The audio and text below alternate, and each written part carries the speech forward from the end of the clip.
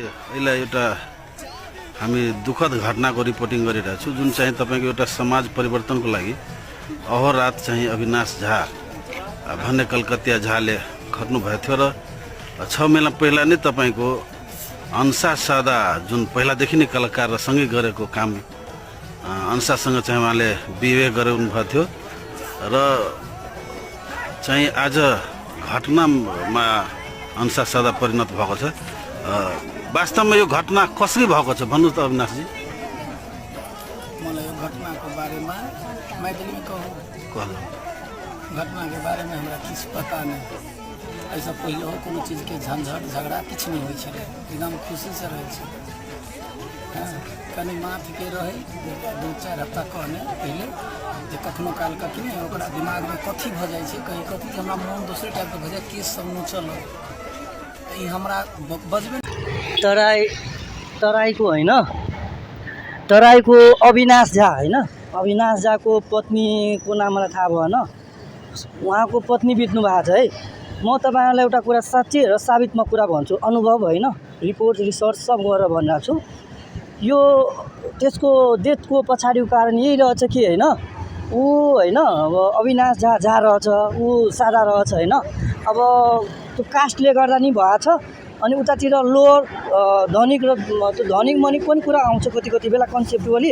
र अर्को कुरा यो अविनाश झाको पत्नी हैन, अब फेरि त्यसको नाम अविनाश झा भन्दा नि धेरै भन्छ नि खास फेमस भइसक्यो त्यो बिचमा।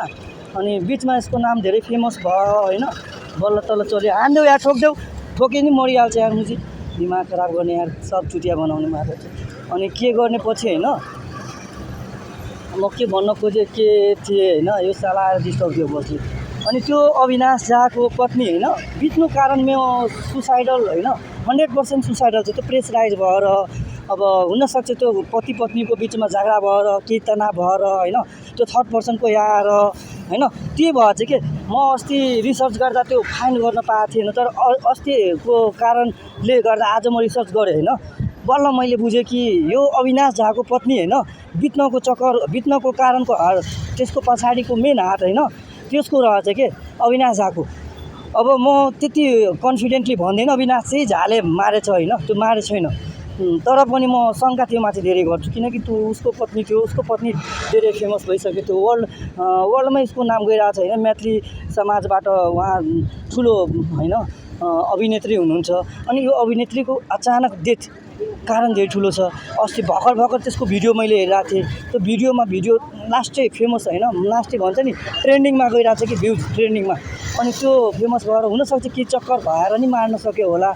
म बयान त्यति रिसर्च गरेर भने हैन, फेरि म रिसर्च गर्नै लागेको छु के कस्तो छ हैन, तथ्यहरू म तपाईहरुको बिचमा ल्याएर दिन्छु हैन। मेरो काम हो 100% सत्य तथ्य कुरा ल्याउने र सबको सामने देखाउने। ल भाइ धन्यवाद।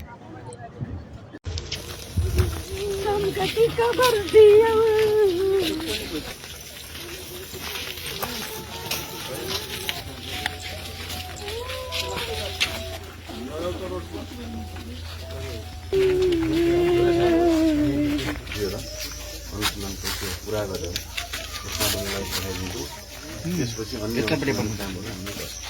छ हामी स्टार्ट गर्छौँ है। तपाईँहरू कोही एकजना जानुहुन्छ हामीसँग, तपाईँ एकजना है।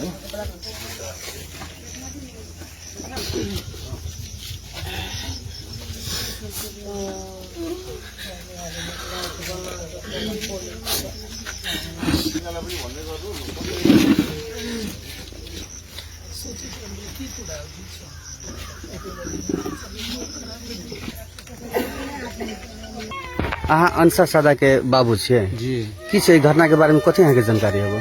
जानकारी हम कुछो नहीं, हमरा बोले कि सर से एना के मन खराब है तो हम सही लिए। कखन फोन कर 9:30 बजे हमरा सबके फोन कर रात में ही घटना भेले जी।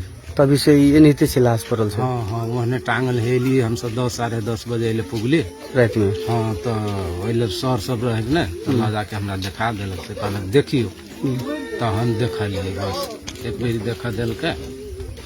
के रहे यहाँ के फोन करने रात में? यह सब रहे फोन के ना, अविनाश फोन के जियो है अविनाश दुनू बहिन रहै छलै दुनू बहन रहै छलै अविनाश नहीं फोन केने हमर भतीजी फोन केने कथी नाम एहन छै एहन भतीजी के नाम कथी छै अथी मनसा हमरा ओकरा से छोट छलै हमर ने मनसा छलै आ उ छलै मनसा एखन जे मृत्यु भेल तकर नाम मनसा छै हाँ अनसा अनुसा